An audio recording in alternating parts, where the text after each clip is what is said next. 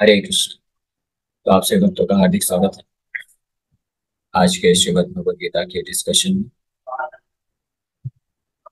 तो आज हम लोग चर्चा कर रहे हैं Bhagavad Gita Yatharup, third chapter, verse number 14, तीसरे अध्याय, जिसका नाम है कर्मयोग, जिसके श्लोक संख्या 14 पे हम आज चर्चा कर रहे हैं।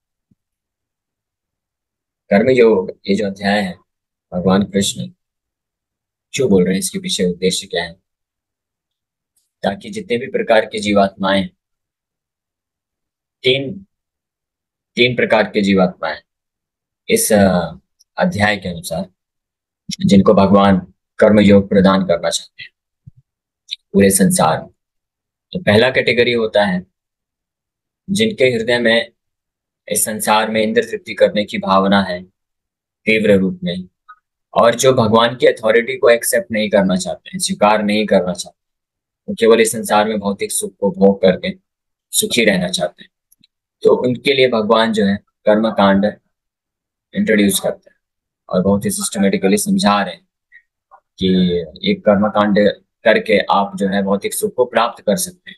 भौतिक सुख के लिए ही आप करिए, भले मुझे आप जो है सेवा या भक्ति मत करिए, लेकिन अगर आपको भौतिक सुख भी प्राप्त चाहिए तो इस भौतिक जगत के जो पालक हैं भगवान विष्णु, उनकी अथॉरिटी को एक्सेप्ट करके ही प्राप्त किया जा सकता है। ये पहला कैटेगरी, ये जो सेक्शन अभी चल रहा है। दूसरा कैटेगरी के वो लोग हैं, दूसरे और तीसरे कैटेगरी में दो प्रकार के लोग आते हैं। जिसमें ये दूसरे कैटेगरी में वो लोग हैं जो भगवान को मानते हैं, नास्तिक नहीं, वो लोग आस्तिक है, भगवान पर श्रद्धा है और भगवान का सेवा करना चाहते हैं, भक्ति प्राप्त करना चाहते हैं। तो इसमें दो प्रकार के लोग होते हैं।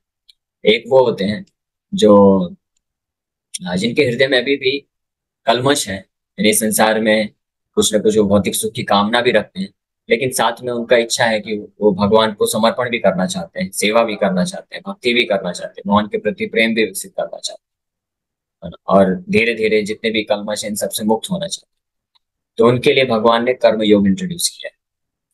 और ये कर्म योग इसलिए दो प्रकार का हो जाता है, सकाम कर्म योग, निष्काम कर्म योग। इसके ऊपर हम लोग बाद में चर्चा करेंगे। फिर तीसरे कैटेगरी के जो लोग हैं, जो जिनका हृदय पूरी तरह से शुद्ध है, जिनको इस भौतिक जगत से कुछ नहीं चाहिए, भौतिक जगत से पूर्ण रूप से वो वासनाओं से, भौतिक भोग की वृत्तियों से मुक्त हैं, वो भगवान के प्राय जो या तो शुद्ध भक्त है, या तो शुद्ध भक्ति को प्राप्त करने के स्टेज पे, यानी ब्रह्मभूत स्थिति में है, जहां से शुद्ध भक्ति प्राप्त की जा सकती है, या तो ऑलरेडी प्राप्त कर चुके हैं।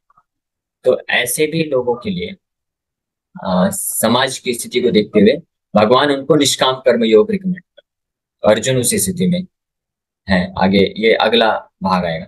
तो इस अध्याय के शुरुआत में श्लोक संख्या 1 और 2 में तो अर्जुन ने प्रश्न पूछा था कि मैं कर्म करूं या कर्म को त्याग के चुपचाप बैठ जाऊं और आपका भजन करूं। अर्जुन समझ नहीं पाया। ये हमने ऑलरेडी इस पे बहुत विस्तार से चर्चा किया है, तो इस पर वापस हम लोग नहीं जाएंगे। अर्जुन समझ नहीं पाया। अर्जुन सोचा कि भक्ति योग का मतलब होता है कर्मों को त्याग देना, लेकिन वास्तव में वो भक्ति योग नहीं है, बुद्धि योग। अर्जुन सोच रहा था बुद्धि योग और कर्म योग दो अलग अलग वस्तु, दो अलग अलग चीज है। कर्म योग मतलब कर्म करना इस संसार में कुछ फल की इच्छा को रखते हो, ये अर्जुन का अंडरस्टैंडिंग था। और बुद्धि योग मतलब कि बुद्धि का इस्तेमाल करके कर्म को त्याग देना है। वो अर्जुन बुद्धि योग समझ रहा था, तो वास्तव में वो बुद्धि योग नहीं है, वो बुद्धू योग है, फुलिश है।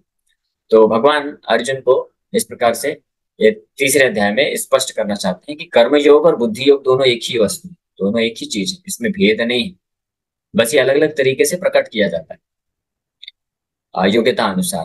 तो अर्जुन को इस प्रकार से कर्म योग, निष्काम कर्म योग करने के लिए भगवान जो है प्रेरणा दे रहे हैं। तो शुरुआत में इस प्रकार से अर्जुन को 3 नंबर श्लोक से लेकर के 8 नंबर श्लोक में भगवान कृष्ण जो है अर्जुन को सकाम कर्म योग या कर्म योग को इंट्रोड्यूस करते हैं, कर्म योग बता देते हैं, और वो ना करने के क्या नतीजे होते हैं वो भी भगवान बता देते हैं। फिर भगवान जो फर्स्ट कैटेगरी के लोग हैं उनको स्मरण करते हैं और उनके लिए कर्मकांड बोलते हैं, क्योंकि वो लोग कर्मयोग नहीं करना चाहेंगे, इसलिए उनके लोग कर्मकांड बोलते हुए भगवान इसके महत्व को बताते हैं, ये क्यों करना चाहिए। और पिछले 13 नंबर श्लोक तक, 12 13 नंबर श्लोक तक में भगवान यहाँ तक स्थापित कर दिए कि जो व्यक्ति प्रकृति से सब वस्तुओं को प्राप्त करता है, सुख सुविधाओं को प्राप्त करता है, लेकिन देवताओं के माध्यम से भगवान को अर्पण नहीं करता। तो वो लोग चोर कहलाते हैं और पापी कहलाते हैं। ये दो चीज भगवान स्पष्ट पूरे खुल्लम खुल्ला बता दिए। अब मान लीजिए कोई बोलेगा कि चलेगा, हमको चाहे आप चोर बोलिए या पापी बोलिए, हम नहीं करने वाले। हम जो है यज्ञ नहीं करेंगे, कर्मकांड भी हमको नहीं करना है, हम अपने मनमाने तरीके से जीवन यापन करेंगे, हमको छोड़ दो आपस। है? तो अब भगवान 14 नंबर श्लोक में वर्णन कर रहे हैं कि आप जो इस संसार में चाहते हो सुख प्राप्त करना, तो सुख तो दूर की बात है।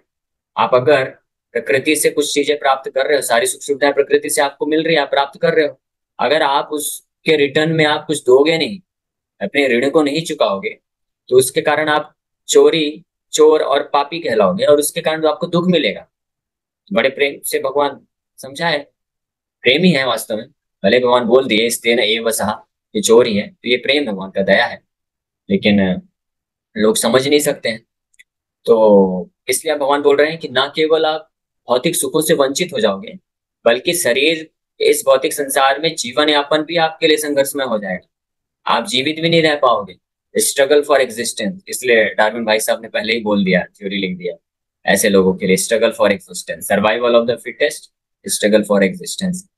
वो किन लोगों के लिए है? इन लोगों के लिए जो कर्मकांड भी नहीं करना चाहते, यानी जो रिटर्न में जो चीज प्राप्त की है उसका ऋण भी नहीं उतारने के लिए इच्छुक होते हैं।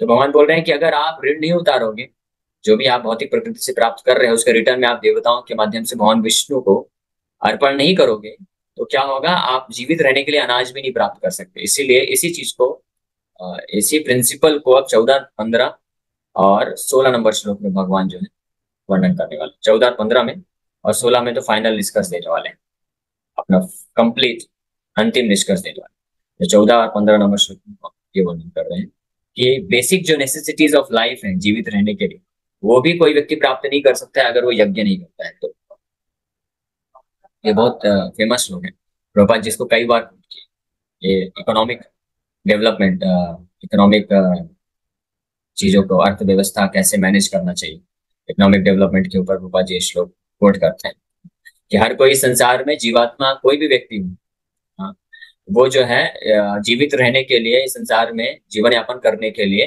भौतिक प्रकृति पे निर्भर है, विशेष रूप से अनाज पे निर्भर है, चाहे कोई शाकाहारी हो या मांसाहारी। मांसाहारी भी व्यक्ति जो है अनाज तो खाता ही है। अगर प्योर मांसाहारी जीवात्मा है, जैसे कुछ पशु पक्षी हैं, ये जैसे शेर हो गया, चीता, बाघ, जो कि प्योर नॉन वेज ही खाते हैं, वो वेजिटेरियन तो कुछ खाते भी नहीं, तो वो भी अनाज पे ही निर्भर वास्तव में, क्योंकि वो जिसका मांस खाते हैं, हिरण का मांस खाते हैं, तो हिरण क्या खाते हैं? हिरण भी तो घास फूस ये सब खाता है। वो अनाज कहाँ से प्राप्त होता है? ये यज्ञ करने से प्राप्त होता है, ये भगवान इस श्लोक में स्पष्ट कर रहे हैं। अन्नात् भवन्ति भूतानि पर्जन्याद् अन्न संभव, यज्ञात् भवति पर्जन्यो यज्ञः कर्म समुद्भव। All living bodies subsist on food grains which are produced from rains. Rains are produced by performance of yajna, sacrifice, and yajna is born of prescribed duties. अन्नात् भवन्ति भूतानि, भूतानि मतलब सभी जीवात्माएं जो है अस्तित्व में बने रहते हैं अन्न के द्वारा। अनाज, अगर अनाज नहीं होगा तो कोई जीवित नहीं रह सकता है, ये तो सबको ही जानते हैं। और जो अनाज कहाँ से उत्पन्न होता है? अनाज हम अपने लेबोरेटरी में उत्पन्न नहीं कर सकते। आप लोग को स्क्रीन दिख रहा है स्पष्ट? गड़बड़ हो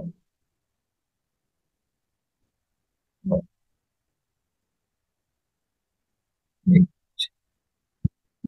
तो अनाज पे हर जीवात्मा निर्भर है। और अनाज कहाँ से प्राप्त होता है? किसी भी वैज्ञानिक की फैक्ट्री में, लेबोरेटरी में नहीं मिल सकता, किसी भी व्यापारी की फैक्ट्री में प्राप्त नहीं हो सकता है। अनाज कहाँ से मिलता है? अन्न संभवा। पर्जन्यात जो है वर्षा को बोलते हैं। ये जो वर्षा भी है वो भी अलग अलग प्रकार की होती है। जैसे संवर्तक जो बादल होते हैं, वो उनके द्वारा अनाज नहीं पैदा कर सकते। संवर्तक के द्वारा सृष्टि का विनाश होता है। लेकिन जो पर्जन्यात है, पर्जन्यात के द्वारा एक ये प्रकार का जो वर्षा होती है, इसी से अनाज की उपज होती है। पर्जन्यात अन्न संभवा, अनाज संभव होता है, प्राप्त होता है बारिश के द्वारा। कोई बोलेगा हम सिंचाई करके कर लेंगे, भगवान बारिश नहीं देंगे तो सिंचाई भी तो हम कर सकते हैं। हम कुएं से निकाल लेंगे, गड्ढा खोद के निकाल लेंगे, तालाब से ले लेंगे, नदी से ले लेंगे। तो अगर तालाब कुआं नदी में पानी कहाँ से आएगा? पर्जन्यवाद नहीं होगा तो तालाब कुआं नदी भी सब सूखी पड़ जाएगी, खाली पड़ जाएगी। कोई बोलेगा कि हम समुद्र से डायरेक्ट ले लें, तो ठीक है, प्रयास कर लीजिए। समुद्र से समुद्र से डायरेक्ट नहीं ले सकते, तो पानी जो है इस्तेमाल करने के लिए योग्य नहीं है, उचित नहीं। कितना भी कोई साइंटिफिक एडवांसमेंट कर ले, कितने सैकड़ों सालों से इतना तो भौतिक जो है वैज्ञानिक आविष्कार ये सब हो रहा है, लेकिन आज तक कोई समुद्र के पानी से सिंचाई के लिए पानी बना पाया? समुद्र के पानी से पीने योग्य पानी बना पाया क्या? घरेलू इस्तेमाल के लिए कोई पानी बना पाया? नहीं बना सकता है। ज्यादा से ज्यादा बहुत सारा मेहनत करके लेबोरेटरी में अगर बनाएंगे भी तो एक आध दो लोटा बना देंगे, उसमें बहुत खर्चा, तो उसमें खर्चा इतना हो जाएगा कि व्यक्ति सोचेगा कि इससे अच्छा तो हम डायरेक्ट बाहर से अनाज ही खरीद लेते हैं, इससे सिंचाई क्या करें। यानी संभव नहीं है। आर्टिफिशियल क्लाउड बनाने का प्रयास किया गया, लेकिन वो इतना सक्सेसफुल नहीं। अगर सक्सेसफुल कहीं होगा भी तो केवल कुछ लोगों के लिए, किसी कुछ देशों में जो बहुत ही विकसित देश हैं, उन कुछ जगह पे जो बहुत धनी है, वो लोग हेलीकॉप्टर से जो है वर्षा करके अनाज पैदा करने का सोच सकते हैं। यहाँ पे तो हेलीकॉप्टर एरोप्लेन में चढ़ना ही मुश्किल होता है। कितने लोग हैं जो कभी एरोप्लेन हेलीकॉप्टर में चढ़ भी नहीं पाते हैं। अगर उनको बोलो कि आप आर्टिफिशियल क्लाउड बना के हेलीकॉप्टर के द्वारा बारिश करके खेती करो, तो वो तो सपने में भी व्यक्ति नहीं सोच सकता है कि हेलीकॉप्टर का इस्तेमाल करके बारिश करके वो अनाज उगाएगा। तो यानी पूर्ण रूप से हम लोग निर्भर हैं नदी में, तालाब में, कुएं के पानी में, और जो कि उत्पन्न होता है बारिश के द्वारा, जो बारिश के द्वारा ही भरता है। बारिश के द्वारा, तो बारिश पे हम लोग वर्षा में ही पूरी तरह से निर्भर हैं अनाज की उत्पत्ति के लिए। और ये जो वर्षा होती है, पर्जन्य प्रकार की जो वर्षा है, ये यज्ञ से होती है। यज्ञात भवति पर्जन्य, यज्ञात भवति पर्जन्य। यज्ञ करने से पर्जन्य नामक बारिश करते हैं कौन? इंद्रदेव। इंद्रदेव इंचार्ज है बारिश के। तो जो यज्ञ करता है उसको पर्जन्य वर्षा प्रदान करते हैं। जो यज्ञ नहीं करता है तो उसको संवर्तक वर्षा प्रदान करते हैं। संवर्तक मतलब जब ब्रज में इंद्रदेव डुबाना चाह रहे थे ब्रजवासियों को, तो उन्होंने घोर बारिश किया था। और ऐसे बड़े बड़े पिलर के जैसे एक एक बूंद बारिश हो रहा था। ऐसा बारिश होगा तो कोई खेती कर पाएगा? और ये हम लोग देखते हैं व्यवहारिक रूप में कई बार खेती का नुकसान हो जाता है सूखा पड़ने के कारण, कि बारिश ही नहीं हुआ इसलिए खेती का नुकसान। और कई बार ऐसा भी होता है कि ज्यादा बारिश हो गई इसलिए खेती का नुकसान हो जाता है। और कई बार गलत सीजन में, सही मौसम में बारिश नहीं हुई, किसी दूसरे मौसम में बारिश हो गई, उसके कारण भी नुकसान हो जाता है खेती। यानी सही टाइम पे सही मात्रा में जो बारिश होती है उसको पर्जन्य बोला जाता है। और वो केवल और केवल उनको प्राप्त होता है, उसी उसी के द्वारा संभव है जो लोग यज्ञ करते हैं। यज्ञ करने से वो प्राप्त होता है। इंद्रदेव जो है जब देखते हैं किसने टैक्स दिया है, तब वो ये प्रदान करते हैं। और यज्ञ यज्ञ कहाँ से उत्पन्न होता है? यज्ञ कर्म समुद्भवा। कर्म सम उद्भवा।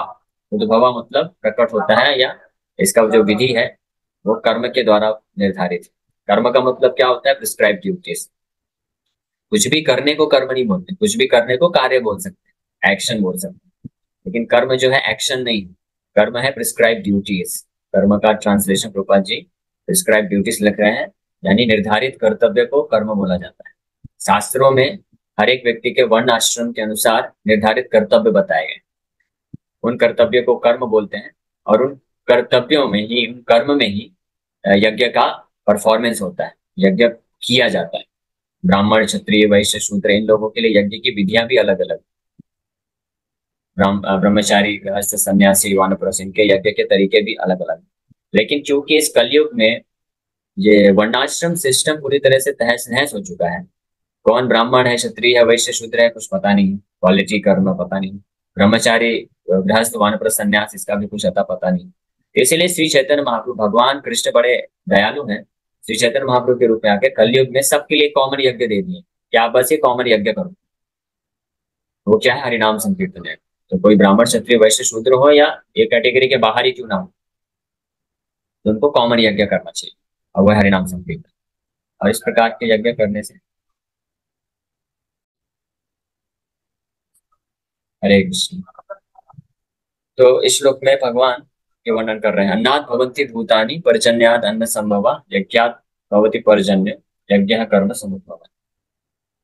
ये तो सुन पाए थे ना कि आ, भगवान कृष्ण ये बता रहे हैं कि अगर कोई यज्ञ नहीं करेगा तो भौतिक सुख तो दूर की बात है, अपने जीवन को भी सरवाइव नहीं कर सकता है। स्ट्रगल फॉर एग्जिस्टेंस, डार्विन को कोट करके मैं जी बताया था, प्रभु यहाँ जी। तक सुना। जी जी जी प्रभु। ओके ठीक है। उसके बाद फिर मैं इस श्लोक को एक्सप्लेन कर। तो अन्नात् भवन्ति भूतानि, अनाज ही जो है भवन्ति भूतानि, भूतानि मतलब जितने भी जीवात्माएं होते हैं, मटेरियल बॉडीज, रूपा जी ट्रांसलेशन लिख रहे हैं। तो भवंती मतलब वो एग्जिस्ट करते हैं, अस्तित्व में रहते हैं, ग्रो करते हैं। अन्नाद, अन्न के द्वारा, अनाज के द्वारा, चाहे वो कोई वेजिटेरियन हो या नॉन वेजिटेरियन, दोनों प्रकार के ही जीव पशु पक्षी जो है अनाज पे निर्भर है। नॉन वेजिटेरियन भी जिसका नॉन वेज खाते हैं तो वो जो है वो वेजिटेरियन होता है, वो अनाज खाता है। ये तो कोई भी समझ सकता है कि हर जीवात, हर पशु पक्षी जीवात्मा जिसके पास भी भौतिक शरीर है वो वास्तव में डायरेक्टली और इनडायरेक्टली अनाज पे ही निर्भर होता है। और अनाज कहाँ से उत्पन्न होता है? पर्जन्याद अन्न संभवा, अनाज उत्पन्न होता है पर्जन्य नामक बारिश के द्वारा। पर्जन्य, बारिश के भी कई प्रकार होते हैं, है ना? ये पर्जन्यात जो बारिश होती है ये रिस्पॉन्सिबल होती है अनाज की उत्पत्ति के लिए, खेती के लिए। और एक संवर्तक नाम की बारिश होती है जिसका इस्तेमाल किया जाता है विनाश के लिए। इंद्रदेव विनाश के लिए वो बारिश इस्तेमाल करते हैं। जैसे जब ब्रज में उन्होंने बारिश किया था ब्रजवासियों को परेशान करने के लिए, ब्रज को जो है तबाह करने के लिए, तो संवर्तक क्लाउड को उन्होंने इस्तेमाल किया, संवर्तक बादल के द्वारा किया था। तो पर्जन्याद, तो पर्जन्याद के द्वारा ही अन्न, अन्न संभवा, अनाज उत्पन्न हो सकता है। इस पे कोई बोल सकता है कि ठीक है अगर बारिश नहीं होगी तो हम कुएं से, तालाब से, नदी से पानी इस्तेमाल कर लेंगे, लेकिन कुएं, तालाब और नदी में पानी कहाँ से आता है? बारिश के द्वारा ही आता है। समुद्र का पानी इस्तेमाल नहीं कर सकता कोई भी व्यक्ति। समुद्र का एक बाल्टी पानी भी ला करके आप उसको कन्वर्ट नहीं कर सकते कि कम से कम पीने के लिए तो इस्तेमाल कर लें, सिंचाई तो दूर की बात है। यहाँ तक कि आर्टिफिशियल क्लाउड जो इस्तेमाल किया गया, बनाया जा रहा है, वो भी इतना सक्सेसफुल नहीं है, उसमें बहुत खर्चा है। हेलीकॉप्टर के द्वारा जो है कृत्रिम रूप से बादल बना के बारिश करना, तो वो हर जन जन तक नहीं उपलब्ध हो सकता, क्योंकि जन जन तो हेलीकॉप्टर में खुद चढ़ भी नहीं सकते हैं, एरोप्लेन में इतना उनके पास पैसा नहीं है तो हेलीकॉप्टर में खुद कभी चढ़ के चले जाएं। तो एरोप्लेन और हेलीकॉप्टर का इस्तेमाल करके वो क्या खेती के लिए बारिश कैसे बना सकते हैं, इतना खर्चा कैसे उठा सकते हैं? तो वो भी संभव नहीं है। तो केवल और केवल अनाज संभव होता है भगवान की कृपा से जब बारिश प्राप्त होती है। और ये बारिश अलग अलग प्रकार की होती है, तो इसके ऊपर मैं चर्चा कर रहा था कि कई बार अलग अलग मौसम में, जो सही उचित मौसम नहीं है उस वक्त अगर बारिश हो गई तो भी फसल खराब हो जाती है। और अगर जरूरत से ज्यादा बारिश हो गई तो भी खराब हो जाती है, जरूरत से कम बारिश हो गई तो भी फसल खराब हो जाती है। लेकिन सही टाइम पे सही प्रकार की वर्षा ही अनाज की उत्पत्ति करती है। और वो सही टाइम पे सही प्रकार की वर्षा को पर्जन्याद बोलते हैं। और वो पर्जन्याद जो है इंद्रदेव प्रदान करते हैं उनको, जो टैक्स देते हैं टाइम पे। टैक्स मतलब यज्ञ करते हैं। यज्ञात भवति पर्जन्य, यज्ञ के द्वारा ही पर्जन्य नामक बारिश को हम प्राप्त कर सकते हैं। और यज्ञ जो है, यज्ञ क्या है? यज्ञ कर्म समुद्भवा, यज्ञ कर्म के द्वारा निर्धारित होता है, कर्म से यज्ञ होता है। प्रिस्क्राइब ड्यूटी, और कर्म का मतलब क्या है? Prescribe duties. तो बाजी यहाँ पे लिखा है, हमने कई बार इसके बारे में बात किया है। हर वो कार्य कर, हम जो करते हैं उसको कर्म नहीं बोला जाता है। हम कुछ भी करेंगे उसको कर्म नहीं बोलते हैं, उसको कार्य बोल सकते हैं कि कुछ कार्य किया। लेकिन कर्म किसको बोलते हैं? निर्धारित कर्तव्य को कर्म बोला जाता है। यानी शास्त्रों में जो निर्धारित किया गया है अलग अलग वर्ण और आश्रम के व्यक्तियों के अनुसार, और उन्हीं निर्धारित कर्तव्यों के द्वारा यज्ञ को किया जाता है। यानी यज्ञ जो है कर्म का पार्ट है, निर्धारित कर्तव्यों का एक भाग है यज्ञ। यज्ञ के और भी अलग अलग भाग होते हैं, कर्म के अलग अलग और भी होते हैं, लेकिन यज्ञ उसमें से एक किया जाता है कर्म के द्वारा। प्रिस्क्राइब ड्यूटीज, कर्म मतलब शास्त्रों के द्वारा जो निर्धारित कर्तव्य किए गए। और ये निर्धारित कर्तव्य जो होते हैं ये कहाँ से प्राप्त होते हैं अगले श्लोक में बताया जाएगा। लेकिन ये निर्धारित कर्तव्य भी अलग अलग होते हैं। कौन व्यक्ति किस वर्ण में है, आश्रम में, ब्राह्मण, क्षत्रिय, वैश्य, शूद्र, ब्राह्मणों के अलग अलग कर्म है, क्षत्रियों के अलग है, वैश्य के अलग है, शूद्र के अलग है, ब्रह्मचारी, गृहस्थ, वानप्रस्थ, सन्यासी के भी अलग अलग। इसलिए उसके आधार पे अलग अलग वर्ण और आश्रम के व्यक्तियों के लिए अलग अलग प्रकार का यज्ञ होता है। और उस प्रकार के अपने अपने आश्रम या वर्ण में रहते हुए जब व्यक्ति अपने निर्धारित कर्तव्य यानी कर्म के द्वारा यज्ञ करता था इस प्रकार से, तो इंद्रदेव प्रसन्न होकर के पर्जन्यादन्न संभवा बारिश करते थे और उनको अनाज मिलता था। फिर कोई अन्य देवता के लिए करते थे तो उसके द्वारा उनको अलग अलग प्रकार के और भी भौतिक जो सुख सुविधाएं हैं वो प्राप्त होती थी। लेकिन इस कलयुग में सब हौच-पौच हो जाने के कारण कि कौन ब्राह्मण है, क्षत्रिय है, वैश्य, शूद्र है, कुछ पता नहीं, अता पता नहीं। वर्णाश्रम व्यवस्था जो है पूरी तरह से तहस-नहस हो चुकी है। इसलिए भगवान कृष्ण कृपा करके इस कलयुग के लिए केवल एक ही प्रकार का यज्ञ निर्धारित किए और वो है हरिनाम संकीर्तन यज्ञ। तो अगर कोई किसी कैसा भी वर्ण और आश्रम का व्यक्ति क्यों ना हो, अगर वो हरिनाम संकीर्तन यज्ञ करेगा और इसको मास लेवल पे जहां पे भी किया जाएगा, वहां पे जो है देवता अपने आप प्रसन्न होकर के बारिश को प्रदान करेंगे और उचित प्रकार की बारिश होगी और वहां पे अच्छे से खेती होगी, अनाज मिलेगा और अपने आप सारी इकोनॉमिक प्रॉब्लम सॉल्व होगी। ये जो इकोनॉमिक प्रॉब्लम उत्पन्न हो रही है, ये किस लिए उत्पन्न हो रही है? इकोनॉमिक प्रॉब्लम होने का एकमात्र कारण है कि जो है फूड ग्रेन्स नहीं पैदा किया जा रहा है, अनाज नहीं उत्पन्न हो रहा है। इसलिए खेती पे ही निर्भर करता है अर्थव्यवस्था। अगर खेती नहीं है तो अर्थव्यवस्था खत्म। जीडीपी पे निर्भर नहीं करता है, वो बस एक्सटर्नल कैलकुलेशन है जीडीपी। जीडीपी और कितना किसके पास धन है, पैसा है, वो बस एक्सटर्नल बाहरी कैलकुलेशन है। अगर अनाज ही नहीं होगा तो फिर कितना भी पैसा रहेगा तो क्या फायदा, उसका कोई उपयोग नहीं कर सकते। 50 रुपए किलो राइस मिल रहा है, अनाज कम पैदा होगा तो 150 रुपए किलो मिलेगा, 500 रुपए किलो मिलेगा। तो जो व्यक्ति पहले 30,000 रुपए महीने की सैलरी में खा पीते के रहता था, अब 30,000 उसके लिए कम पड़ जाएगा। अब 60,000 80,000 उसको कमाना पड़ जाएगा। इस प्रकार से अर्थव्यवस्था पैसे पे निर्भर नहीं है, ये खेती पे निर्भर है, यानी अनाज पे निर्भर है। और अनाज निर्भर करता है किस पे? यज्ञ पे, बरसात में। बरसात यज्ञ के द्वारा होता है और संकीर्तन यज्ञ, इसका अर्थ ये है कि जो अगर संकीर्तन यज्ञ करेंगे, पूरे समाज में अगर संकीर्तन यज्ञ को फैलाया जाएगा तो इससे अच्छी बारिश होगी और अच्छा फसल होगा, खेती होगा, अनाज होगा, उत्पन्न होगा और इससे अपने आप इकोनॉमिक डेवलपमेंट हो जाएगा। सारी इकोनॉमिक डेवलपमेंट की प्रॉब्लम जो है अपने आप सॉल्व हो जाएगी। इसलिए कई बार लोग बोलते हैं ना, प्रश्न पूछते हैं कि क्या आपके हरे कृष्णा करने से भूखे को खाना मिल जाएगा? हाँ, क्या आपके हरे कृष्णा करने से जो है अर्थव्यवस्था सुधर जाएगी, इकोनॉमिक डेवलपमेंट हो जाएगा? हाँ, हो जाएगा। उसके पीछे विज्ञान यही है, क्योंकि आप अन्य किसी तरीके से इकोनॉमिक डेवलपमेंट नहीं कर सकते हैं। केवल और केवल संकीर्तन यज्ञ के द्वारा जब देवता प्रसन्न होते हैं तो हमको सारी सुख सुविधा, भौतिक सुविधाओं की चीजें प्रदान करते हैं प्रचुर मात्रा में और फिर इकोनॉमिक अर्थव्यवस्था जो है अपने आप सुधर जाती है। इस प्रकार से ये संकीर्तन यज्ञ इस समय बताया गया, यज्ञ कर्म समुद्भवा। तो इस श्लोक में भगवान कृष्ण ये चर्चा कर रहे हैं। कल इसके ऊपर हम लोग और थोड़ा चर्चा करेंगे तात्पर्य पढ़ के, और अगला श्लोक भी भगवान इसी बात को स्थापित करने वाले हैं कि अगर कोई यज्ञ नहीं करेगा तो इस संसार में भौतिक सुख की कल्पना तो दूर की बात है, उसको शांति भी प्राप्त नहीं हो सकती है और अपने जीवन यापन भी वो नहीं कर पाएगा। अस्तित्व को बना के रखने के लिए भी संघर्ष हो जाएगा उसके लिए। स्ट्रगल फॉर एग्जिस्टेंस जो हम आज देख रहे हैं, जितनी मात्रा में लोग जो है भगवान से दूर जा रहे हैं, नास्तिक हो रहे हैं या यज्ञ नहीं कर रहे हैं, इस संकीर्तन यज्ञ को नहीं कर रहे हैं, उतने ही मात्रा में लोग जो है अपने एक छोटे से परिवार को भी पालन पोषण कर पाना उनके लिए बहुत भारी काम हो गया है। एक छोटा सा पति पत्नी और एक या दो बच्चे, ये 3 से 4 लोगों का परिवार है। तो मुंबई जैसे सिटी में इसका कोई अगर पालन पोषण कर ले तो उसको बहुत बड़ा व्यक्ति, अच्छा व्यक्ति मानते हैं। ऐसा यानी जीवन अस्तित्व को बना, स्ट्रगल फॉर एग्जिस्टेंस, एग्जिस्टेंस को बना के रखने में भी ये समस्या उत्पन्न हो रही है। क्यों? क्योंकि हम यज्ञ नहीं कर रहे हैं, संकीर्तन यज्ञ नहीं कर रहे। ये प्रैक्टिकल, यहाँ से उनको प्रैक्टिकल एग्जाम्पल मिल रहे हैं। ठीक है, अभी समय हो गया और इसके ऊपर सेशन देख। Thank you very much. किसी बात का कोई प्रश्न है? हाँ जी, हरे कृष्णा प्रभु जी। तो लोग ऐसा समझते हैं कि कर्म को ही पूजा से मानते हैं, कर्म ही पूजा है, बस परिवार का पालन करना ही उनकी जिम्मेदारी समझते हैं, वो भी भौतिक रूप से। और भक्ति करना ये तो बाहरी काम, पंडितों ब्राह्मणों का काम, दूसरों का काम समझते हैं। तो इसको किस अर्थ में लिया जाए? माने गृहस्थी चलाना, परिवार पैसे कमाना ही उनका एक जीवन समझते हैं।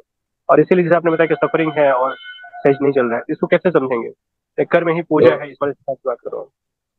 हाँ, तो उसी ऐसे ही प्रकार के लोगों के लिए भगवान कृष्ण इस श्लोक में बोल रहे हैं कि अगर किसी को रुचि नहीं है कि वो भगवान का भक्ति करना चाहता है, सेवा करना चाहता है, इस भवबंधन से मुक्त होना चाहता है, इसी संसार में ही रहना चाहता है, जो सोचता है कि नहीं नहीं मेरे को चलेगा, मैं जन्म मृत्यु के चक्कर में फंसा रहा हूँ, मुझे कुत्ता बिल्ली भी बनना पड़े चलेगा।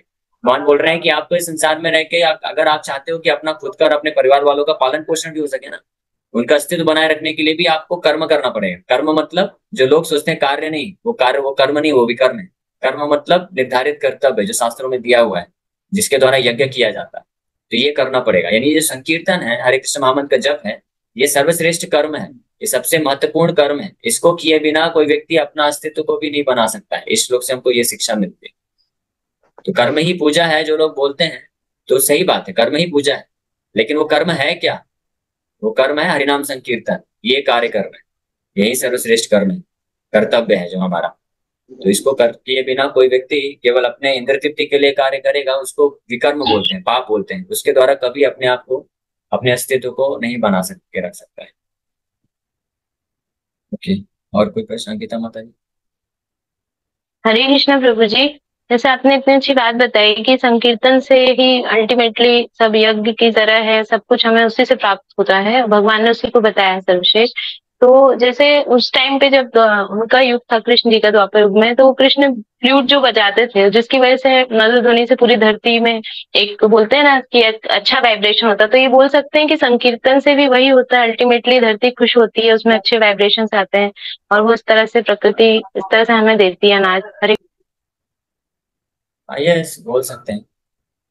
लेकिन इसका सीधा सा अर्थ है, प्रकृति जो है वो माँ है, और जब पिता को समर्पण करते हैं, पिता की बात मानते हैं, तो प्रकृति माँ जो है अपना रिसोर्सेज को प्रदान करती है। तो इसलिए संकीर्तन यज्ञ है, ये यज्ञ, ये कर्म है। ये कर्म कर, जैसे कोई व्यक्ति कंपनी में काम करता है, तो कंपनी के द्वारा जो निर्धारित कर्तव्य होते हैं, ड्यूटीज होती हैं, कंपनी वाले जो आपको कर्तव्य असाइन करते हैं, उसको करने से आपको सैलरी मिलेगा। वो नहीं करेंगे, अपने मनमाने ढंग से कुछ भी करेंगे, तो सैलरी नहीं मिलने वाला है। तो उसी प्रकार से हम जिनके अंडर में, भगवान के अंडर में, भगवान हाईएस्ट अथॉरिटी है, तो उनके द्वारा निर्धारित जो कर्तव्य है वो करने से हमको सैलरी मिलेगा, यानी इस भौतिक संसार में सुख सुविधा के लिए चीजें मिलेगी। ओके, ठीक है, अभी समय जैसे हो कोई गया। जॉब कर रहा। हाँ, हरे कृष्ण। हाँ बोलिए। छोटा सा चीज पूछना था प्रैक्टिकली कि जैसे कोई जॉब कर रहा है, अगर वो अलग से माला नहीं करता है, सुबह उसका जॉब है सुबह से, तो वो वहां पे अपना काम करते हुए मन में या मुंह से जितना बोल सकता है वो कर रहा है, तो वो भी कर्म में काउंट होगा संकीर्तन में? हरे कृष्ण जी। हाँ, वो संकीर्तन में काउंट होगा, लेकिन प्रश्न चिन्ह उठता है कि वो कितना कर रहा है। ऐसा नहीं कि बस सुबह उठा, ऑफिस में गया, एक बार हरे कृष्ण बोल दिया, फिर दिन भर जो है विकर्म करने में लगा हुआ है। तो क्योंकि प्रैक्टिकली ये कलयुग में स्थिति ऐसी है कि हम वास्तव में, कोई भी व्यक्ति कर्म नहीं कर रहा है, कर्तव्य नहीं कर रहा है वर्णाश्रम धर्म के अनुसार। सब अपने मनमाने ढंग से कार्य कर रहे हैं, तो उसके कारण जो है विकर्म किया जा रहा है।